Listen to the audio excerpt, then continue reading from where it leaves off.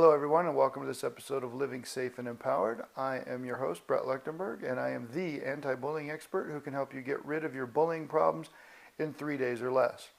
Today, I want to share an experience from a training that I was doing just the other day with a group of children and their parents. We were start off every training talking about the same couple of things. One, what is bullying, and what are bullies looking for? And that's how I guide the training and set the premise. Well, as with most people, they still don't really understand what bullying is. And this is one of the reasons that bullying has become a difficult problem, is because there's no universally accepted definition of bullying. So I want everybody to kind of understand, who's following us, using my program, that bullying is any repeated action or words that cause someone else to be scared, intimidated, or somehow coerced into doing something they wouldn't normally do.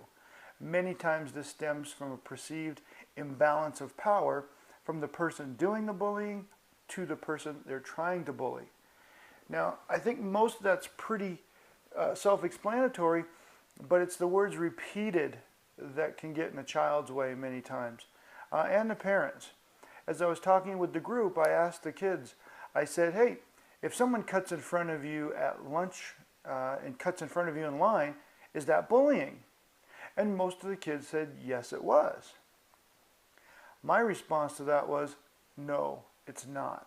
And that we've become a little too hypersensitive to the word and the problem, and we're starting to count things that are as bullying that are not really bullying. If you listen to my definition, it says repeatedly or repeated action, and that's really the case. It's important for us as parents to remember that if we are going to train our kids properly, we also have to train them that, everybody does some people do have a bad day. Bad things do happen, and it doesn't necessarily mean everything is bullying, right? So somebody cutting in front of your child at lunch one time is not bullying, but potentially doing it several times, more than 3 times, that is definitely can be considered bullying. I believe in the 3 strikes rule. Somebody does the same type of behavior 3 times or more, that's when we potentially have a bullying situation. All right, so it's important to talk to our kids about that. Number 2, people don't necessarily understand what bullies are looking for. And I think that's important.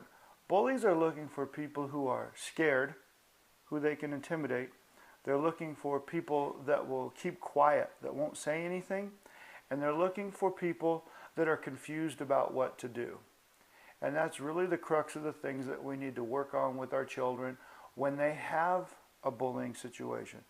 You've got to train them how to never stay quiet. They've always got to be saying something, telling people if it's a repeated action. They have to know that they don't have to be scared because you're going to help them. And they have to understand the logical sequence of what to do, who to tell, what information to gather, and what information their parents or their school teachers or their daycare workers or whoever may need. So those are the things that we need to work on. A good definition, make sure your kids know what bullying is, and 2, make sure that they understand what a bully is looking for and what they can do to make sure that a bully is not going to get those responses from them. So that's it for today. So until next time, live a safe and empowered day.